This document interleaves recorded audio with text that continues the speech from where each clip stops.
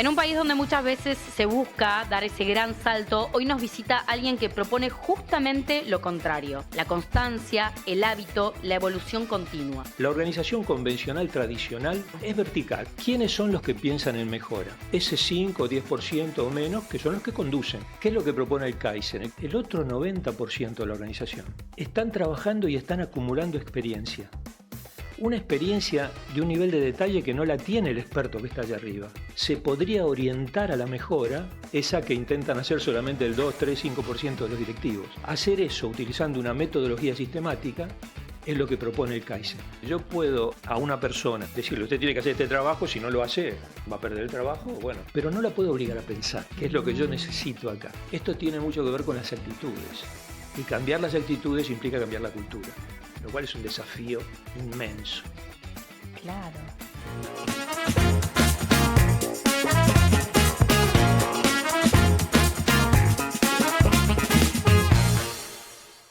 GEA Logistics es atención 24 siempre. Especialistas en carga terrestre.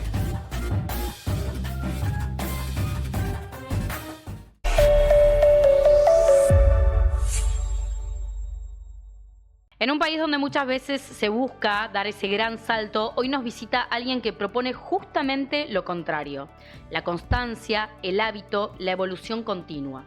Desde los talleres industriales hasta las grandes fábricas, pasando por equipos de servicio y organizaciones de toda escala, su brújula es siempre la misma: cómo mejorar lo que hacemos hoy para estar preparados para lo que viene mañana.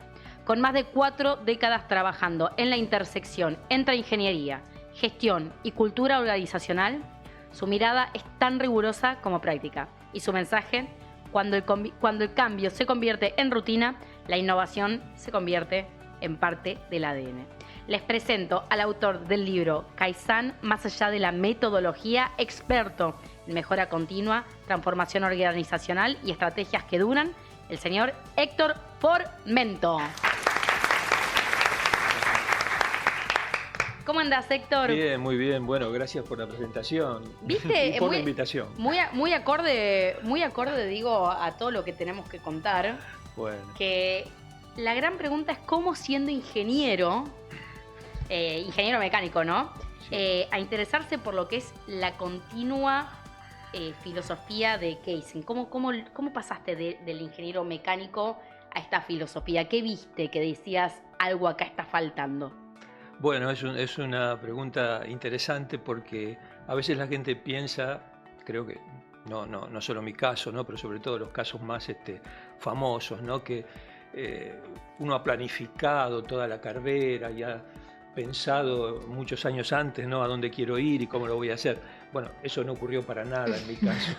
Efectivamente, soy un ingeniero mecánico que quería estudiar electrónica y terminó estudiando mecánica por cuestiones de la vida, y que nunca se imaginó que iba a ocurrir esto. Lo que pasa es que en determinado momento yo ingreso a una compañía multinacional, Texas Instruments, una compañía, creo que todo el mundo la ha sentido nombrar, pero que tuvo plantas en Argentina en la década del 80, o sea, hace bastante tiempo.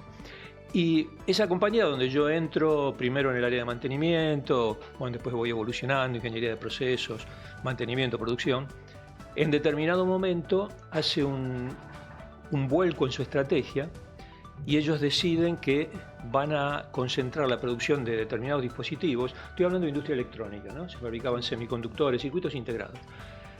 Entonces deciden de que van a concentrar la producción en sus plantas alrededor del mundo y que Argentina, ese producto que estaba haciendo para el mercado local, ¿no? Teníamos un manual que tenía un título muy pintoresco, decía: tipos preferidos para América Latina. A uno le parecía, decía, qué lindo, ¿no? Pero en realidad lo que quería decir es: no sirven para ir a otro lugar. Ah, como de forma elegante. Era una forma elegante claro, de decirlo. Nos dimos cuenta después. Horrible, claro. Porque cuando empezamos a exportar, porque nuestro producto empezó a ir al mundo, a Japón, a Alemania, a Estados Unidos, bueno, los niveles de calidad que nos exigían eran imposibles de conseguir con nuestros procesos y nuestra metodología. Entonces la organización decide entrenarnos en aquel momento con el Instituto Juran, que era uno de los más famosos del mundo, porque el doctor Juran es uno de los popes que había ido a Japón en la posguerra junto con el doctor Deming, y había colaborado en ese fenómeno milagro japonés. Así que empezamos a recibir entrenamiento a través de videos, pero el propio doctor Durán nos hablaba y nos explicaba cómo había que hacer las cosas, y eso fue una revolución en la organización y en mi vida, porque encontré algo que ni estaba buscando, ni sabía que iba a ocurrir, ¿no? Y pasamos de medir defectos en % a medirlos en partes por millón, y los objetivos eran no un porcentaje bajo, era 0 de defectos, ¿verdad? Y bueno, fue fantástico. En algunos años descubrimos una manera de trabajar diferente que nos transformó. Eso, ¿por qué hago toda esta historia? Porque en determinado momento, yo estuve 10 años ahí, la compañía decidió, por razones corporativas, que la planta de Argentina era muy chiquita y no iba más. Entonces yo me tenía que ir a México o a Brasil. Tenía una familia, era joven en aquel momento, 3 hijos pequeños, y tomamos la decisión de quedarnos en Argentina. Nunca sabré si fue buena o mala, porque digamos, una Y y agarré por un lado, ¿no? Entonces, ¿qué pasó? Empecé a intentar llevar esos conocimientos a otras organizaciones y empecé a trabajar en consultoría. Primero estuve unos meses en una empresa argentina como gerente industrial y nada de lo que quería hacer lo podía hacer, porque era una empresa pyme, bueno, era imposible. Entonces empezamos a trabajar en consultoría con un socio y bueno, y ahí fue un camino nuevo, apasionante, ¿no?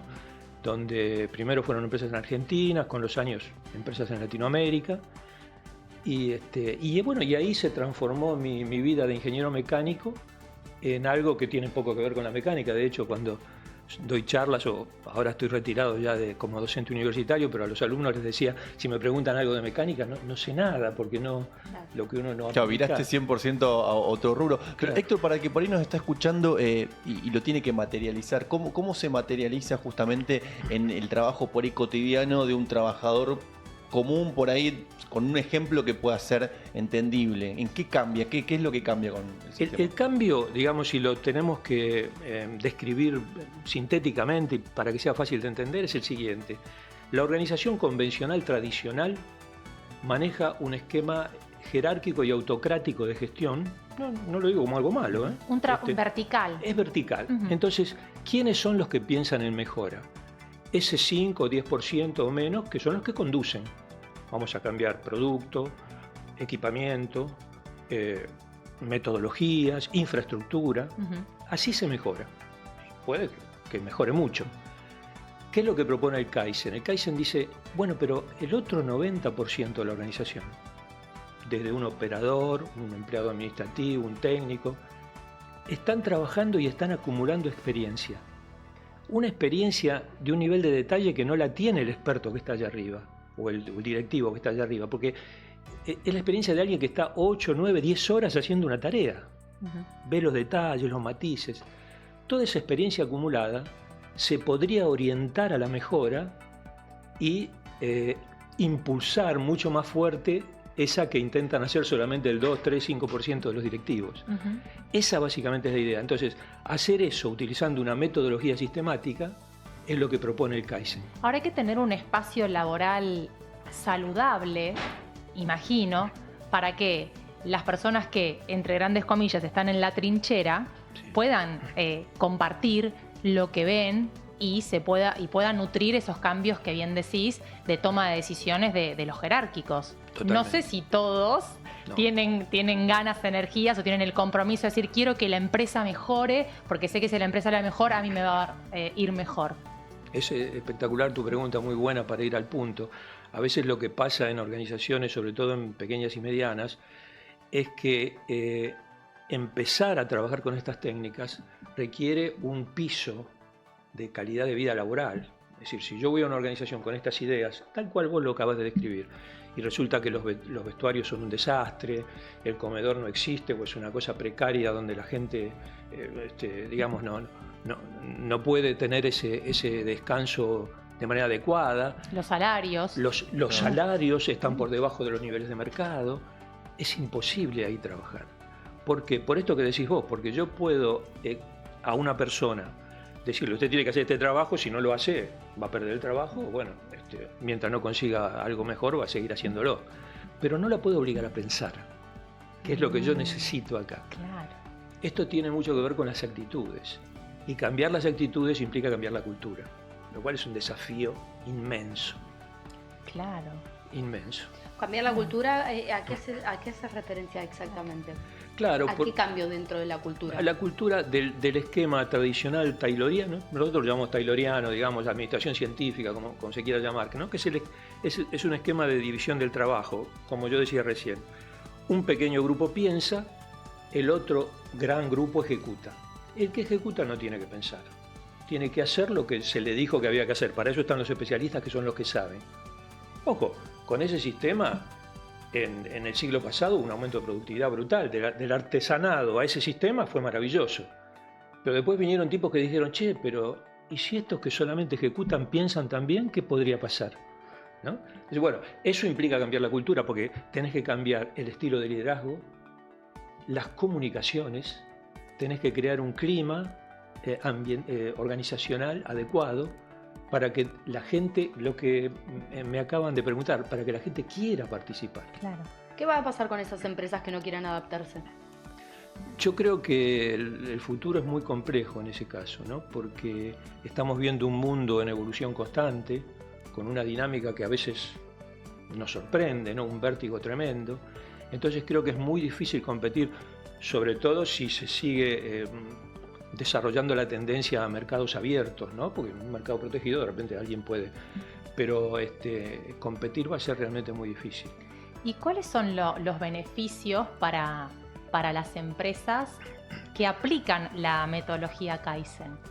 Sí, bueno, la verdad que está probado, por suerte, en ese sentido no hace falta argumentar mucho. Está probado que estos métodos nacen en la posguerra en Japón, ¿no? Los ideólogos en realidad son norteamericanos. Hay gente que piensa que es todo japonés. Los ideólogos son norteamericanos que en la posguerra de Minjuran llevan la idea a Japón. Lo maravilloso de los japoneses es que, pese a que eran dos tipos norteamericanos y a ellos le habían tirado 2 bombas atómicas, eso no impidió que tomaran esas ideas con mucha fuerza, y en los 60 empieza el proceso. En los 80 se nota en el mundo, porque empiezan a aparecer productos de mejor calidad y menor costo que impactan en la economía occidental. Entonces los occidentales dicen, epa, ¿Qué está pasando? ¿qué está pasando en Japón? Ahí empiezan a estudiar. Ahí salen libros como La máquina que cambió el mundo, Claro. que es la base del sistema Lean. Pero en definitiva, yendo concretamente a tu pregunta, el sistema de producción Toyota nace de allí. Okay. Y Toyota es una empresa, Toyota es una familia que se llamaba Toyota, que fabricaba telares, ¿no? Que después de vender una patente dice, ¿qué hacemos con la plata? Bueno, vamos a fabricar autos, dijo uno de los hijos, y se pusieron a fabricar autos, pero una empresa muy chiquitita, que realmente tenía muy pocas posibilidades de competir con Ford y General Motors. De hecho, ellos admiraban a Henry Ford y fueron a ver lo que hacía. Y cuando volvieron dijeron, qué bárbaro lo que hace Henry Ford. Pero cuánto desperdicio que hay en estas plantas. Ajá. Y ahí empieza un proceso. Sí. Hay una anécdota espectacular que contó hace relativamente poco uno de los que fue directores de Toyota acá en Argentina, que esa cultura se mantiene al día de hoy, que tienen reuniones donde los trabajadores Sí. dan recomendaciones a los directivos, y él contaba que uno de los trabajadores le había dicho por qué el director de la empresa, en vez de usar el auto más caro de que fabricaban, usaba el más barato. Y el tipo no lo podía explicar por qué, pero bueno, había una decisión institucional de que él usara el mejor auto, creo que era uno de los más caros. Pero bueno, es increíble cómo hasta el día de hoy eso sigue funcionando y lo siguen sosteniendo. Sí, es impresionante. Supongo que te referís a Daniel Herrero. Sí. Claro.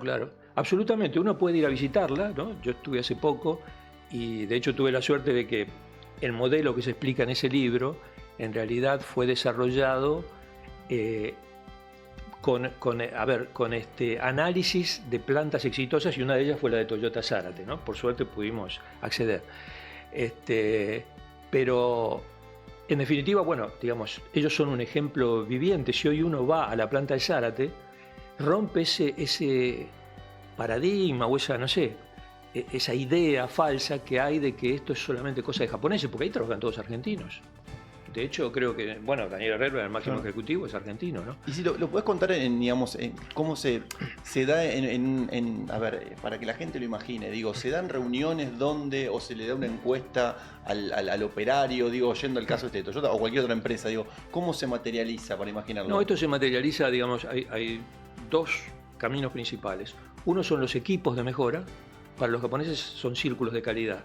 En Occidente en general se utilizan otros nombres, ¿no? Pues, si querés, equipo de mejora continua, como lo quieras llamar. Esos son equipos que en medianos plazos analizan y resuelven problemas crónicos de la organización. Es extraordinario lo que pueden hacer. Si vos vas a la planta de Zárate, ellos tienen, qué sé yo, cientos o miles de proyectos por año, ¿no? Y el otro camino son las sugerencias. Esas son ideas de las personas que tienen un canal de materialización que es diferente a, tal vez todos ustedes hayan sentido nombrar el buzón de sugerencias, alguna vez a lo mejor. Sí. Eso fue un fracaso, porque el buzón de sugerencias era un buzón donde alguien escribía en un papelito una idea, la ponía ahí, y después alguna persona que tenía la obligación de hacerlo agarraba los papeles. Claro, que leyó y ¿Qué se... pavada esto? ¿Quién dijo eso? Claro, el pobre hombre que había dicho la idea, que creía que era maravillosa, dijo, bueno, a nadie le importa lo que yo pienso. Claro. Frustración total. No, esto es un sistema dinámico donde la idea se comenta con el supervisor, se prueba, si funciona, se hace un piloto, y si resultó bien, ahí viene recién, ahí se escribe, se le hace una felicitación al trabajador, en fin, lo que corresponda, ¿no? Entonces, esos son los dos canales, el canal individual, sugerencias, y el canal de equipos, círculos de calidad o como lo quieras llamar, ¿no? Okay. Los equipos usan una metodología, ¿eh? Sí, no hay es un método, cómo te digamos. parece que vamos a resolver esto, no. Claro. No. No, hay un sistema para que eso después efectivamente termine de darse o no, porque si no parecería que queda como Sí. una idea Eso seria, se digamos. llama, básicamente la metodología la podés resumir como, se llama ciclo PDCA. Hay que planificar, hay que ejecutar, controlar y estandarizar. Es un ciclo. Increíble, increíble. Me encanta. No sé si queda alguna Lo más. quiero para mí. Yo lo que le quería preguntar como último es, a Héctor es si nos podrías traer un caso real argentino en el que la mejora continua haya generado resultados destacables. Bueno, hay muchos. Lamentablemente, si tenemos que hablar de los casos estrella, son compañías extranjeras. No necesariamente japonesas, ¿eh? Hay una planta, por ejemplo, de siderúrgica en las afueras de Rosario, en Pérez, que es Gerdau, se llama, es un grupo brasilero, es un ejemplo extraordinario, ¿no? Pero está ocurriendo de que empresas argentinas están avanzando mucho. Por ejemplo, hay algunas plantas de Arcor que están muy avanzadas. Y yendo a algo que a mí todavía me sorprende más y que pese a la edad que tengo me entusiasma, empieza a haber casos fuera del ambiente industrial. Y voy a dar uno. El Hospital Privado de la Comunidad de Mar del Plata es extraordinario lo que están haciendo con mejora continua. Pero eso no ocurre mágicamente, ocurre porque entendieron la filosofía, Exacto. se involucró el director del hospital, Exacto. yo casi no lo podía creer, se capacitó meses. Uno dice, pero el director del hospital, sí. Y eso es lo que tiene que ocurrir, porque si no, si se delega, esto decae. Entonces el director se capacitó, se puso al frente, ¿no? Como aquellos caudillos pero fue así. Bueno, pero es inspirador también. Es muy que inspirador. El cabeza de equipo se haga cargo de Yo esto estuve y el esta año mejora. pasado en la fiesta o digamos reunión de cierre, 20 y pico de equipos mostraron sus trabajos en la Escuela de Pesca de Mar del Plata. Todo el resto no, pero mucha gente en el auditorio del hospital, y están trabajando a un ritmo extraordinario, ¿no? Mostrando de que la mejora continua es transversal, puede aplicar a cualquier tipo de Y organización. si nosotros queremos arrancar con la mejora continua, ¿dónde podemos encontrar tu libro que tan gentilmente nos lo trajiste? Bueno, hay una página que es hformento.com, que ahí está el botón de compra, y si no lo buscan en Mercado Libre, ¿no? Esto nos va a ayudar mucho como para saber por dónde arrancar. Sí, totalmente. Héctor, te queremos agradecer muchísimo No, por por haber favor. pasado por Emprendedores Argentinos y bueno, ayudarnos a ver cómo de a poquitito podemos ir modificando de adentro hacia afuera. Un aplauso enorme para vos. Muchas gracias a ustedes.